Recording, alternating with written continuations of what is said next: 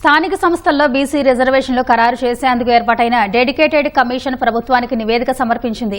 ఏకసభ్య dedicated commission Busani Venkateswara Rao, CS శాంతికుమార్ని కలిసి సిఫారసులు సమర్పించారు. స్థానిక సంస్థల్లో బీసీలకు రిజర్వేషన్లు ఎంత ఉండాలో నిర్ధారించేందుకు నవంబర్ 4న విశ్రాంత ఐఏఎస్ అధికారి భూసాని వెంకటేశ్వరరావును డెడికేటెడ్ కమిషన్గా ప్రభుత్వం నియమించింది. పలు జిల్లాలు పర్యటించడంతో పాటు వివిధ సంఘాలు, నిపుణుల అభిప్రాయాలు సేకరించింది. ఇంటింటి సర్వేలో తేలిన బీసీల సామాజిక, రాజకీయ, ఆర్థిక, విద్య, ఉపాధి స్థితిగతులను అధ్యయనం చేసి డెడికేషన్ కమిషన్ నివేదిక రూపొందించింది.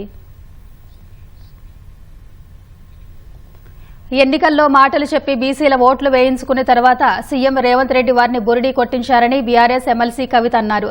జగిత్యాలలో బీఆర్ఎస్ కార్యకర్తలతో సమావేశమైన కవిత ఏ కులంలో ఎంత జనాభా ఉన్నారో సీఎం లెక్కలు ఎందుకు బయట పెట్టడం లేదని ప్రశ్నించారు.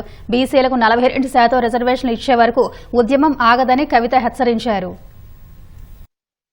ఇచ్చి బీసీల ఓట్లు వేయించుకొని ఇవాళ బీసీలను మోసం చేస్తున్నటువంటి కాంగ్రెస్ పార్టీని చరిత్ర క్షమించదు, బీసీలు క్షమించరు.